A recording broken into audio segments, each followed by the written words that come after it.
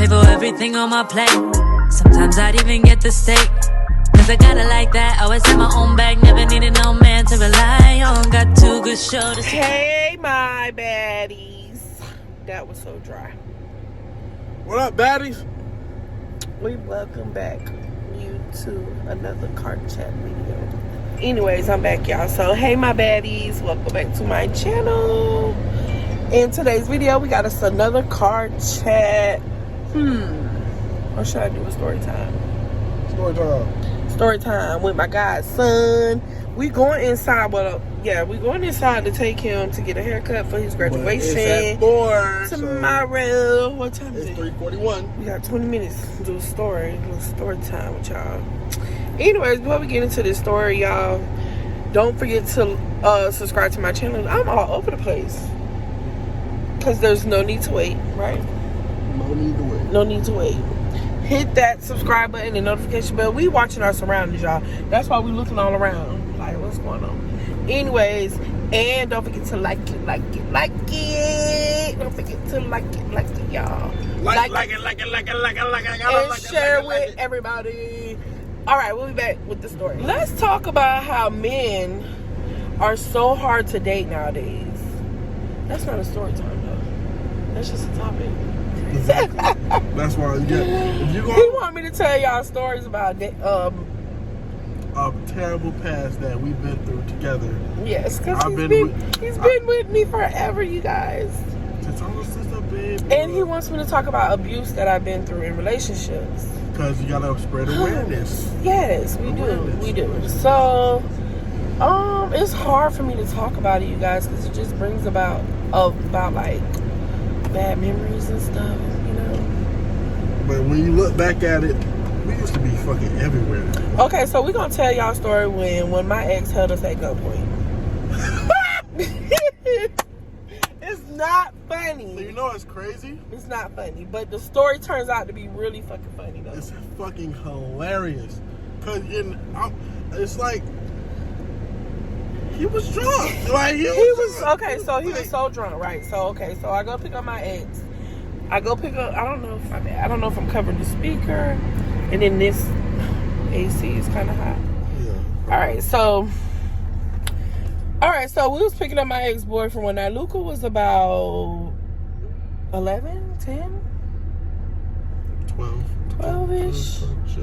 Because I had a boosie fade. You did have a boosty fade. I think he was like 11, 12-ish. 11, 12-ish. And then my sister Jo had Taraya, my oldest niece. But Taraya was a baby around that time. She was about 1. She had to be at least 1, right? Well, I know she don't remember it probably. She don't remember it though. But she was a baby. Luca was about 11. Yo, because Taraya's turning 11 this year. So, yeah. 12, 11. Yeah, so she was about we was young, basically. We was like kids. Yeah, so I go to these apartments called Columbus Court. It's in the West Tampa hood area of Tampa. I go to pick him up, and he is so drunk, and he wants to... We were all going back to my mom's house. Oh, my God. I just thought about this. What? We can't tell this story. My mom's going to be watching this video. It's so long. Miss Kim. No, Miss Jones. Miss Jones. Bam. Don't worry about me. I'm the bad influence on Jessica. No, anyways. Mom, it ain't had nothing to do with Luca. My mama hates this ex. She hates him with a passion. It's so long ago. I'm sorry, Mom, but this is something that happened in your house and you didn't know. And I'm finna tell the story now. God dang, Luca, why you got me into this? I'm sorry. The things we do behind our parents' back. I had to be like 20 years old. 21, 22 maybe. He was in your prime. I was having fun. Anyway, so what happened was I was picking him up to go all back to my mom's house. It was going to be me and him standing out there. Then I had Luca, Johanna, and the baby with me or whatever. So when I get to the apartments to pick him up, he is so adamant about his homeboy coming over there with us. His homeboy, I don't even remember the name. I'm not going to say no names. So he wanted the homeboy to come over, and I'm like, no, like, we finna go home. No, I don't want extra people at my house. No, we not finna do that. And he like, oh, with the gun, he pull out the gun, pointed in my face. Oh, puss ass bitch, and all kind of like toxic stuff. Real like nasty things. Like he was just disgusting things. Like I don't even want to repeat it. And then like he was just like arguing with me back and forth. And I'm like, you need to cut it out. You're showing out. Like you need to stop. Like just get in the car. She's calm. Your homeboy not going. She's calm. Like I'm calm because I already knew. Like he not finna shoot me. He not that fucking stupid. I feel like I was in a damn movie. He play a tough role. Like he gonna do something. He not. So I wasn't worried about it. Really wasn't worried about it. But the whole time he going in at me with this gun in his hand. My sister got scared. She in the back seat with the baby, and she was scared for her fucking life. Luca was just sitting there looking, but I know deep down inside he was pissed. He wanted to jump on top of him and do something. But my baby, I remember you did stand up for me one time and got in his face in the parking lot. Yes, that's another story time. Yeah, that was another story. What is this AE lock showing? I don't know either. But anyway, so back to that. So finally, okay, so the whole time while he's arguing with me, I'm trying to tell him, your friend not coming with us, and get in the car, whatever, let's go. The whole time we doing that, my sister don't call 911. She just let the police hear everything that was going on and didn't say nothing. So eventually he gets in the car and we head over to my mom's house. We get to my mom's house. We're not even there. Everybody gets out the car. Everybody goes inside. His homeboy did not come. He stayed because I just was not having it. So his homeboy stayed. We get to the house. We weren't even in the house for 3 minutes. The whole house gets surrounded with police. Not even fucking police. I'm sorry, you excuse my profanity. It was a SWAT team. It was like the SWAT team. It Bro, was like every gun from Call of Duty you play with, they had SMGs, shotguns. And at the time, we had a huge Rottweiler. Yes. So they were like gun pointing at the dog. Put your dog up. They were pissed about the dog because the dog was like not finna let them, like, what y'all, you know what I'm saying? They was gonna shoot the dog. Yeah, they was like guns at the dog. Put the dog away and all this crap. So I come outside and I'm like, what's the problem? And they're like, didn't we have weed now? Yeah, we had a bag of weed because we were in the room getting ready to, with the bag of weed. And then my hands hurting. I gotta adjust. And then so the house got surrounded, so I go outside and I'm like, what's going on? And they're like, is everybody okay in the house? And I'm like, yeah, what? Like I'm playing it off like, why are you guys here? And then I guess that's when the police was like, we heard the whole conversation. You guys were being held at gunpoint, blah, blah, blah. And I'm like, no, there's no gun, none of that. They took him when I opened the door. They took him out. Remember, they put him in handcuffs and they put him in the back of the car. And he the whole time, I love you, bamming on the window. I love you. Ride, hold it down. He's saying all this crazy shit. And I'm just like, okay, whatever. Y'all not coming in. Telling the police, y'all not coming in. There's no gun. You can't search the house. Y'all not coming in. So the police was like, well, whose house is it? I'm like, this is my mother's house. Where's your mother at? I was like, because I was like, y'all can't come in here without permission from my mom. They was like, where your mom? I'm like, she's at work. She works at the hospital. So I actually gave them the wrong hospital that said she worked at. And they was calling up there trying to find where she at. Or whatever. So I ended up just giving in and I said, you know what? Y'all can't find her. Just come in and search. I don't care.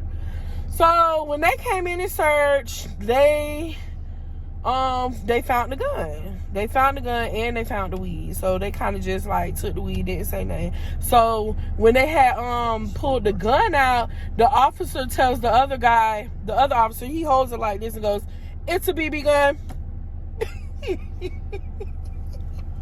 Life was in fucking danger. Oh my God! We draw. I'm literally like, what? And he's showing out like that. He all like, I love you, girl. Like, I'm like, he finna go to jail because he finna get caught with a gun. The officer was like, oh, it's a BB gun. Like, this fake ass gangster. Like, what?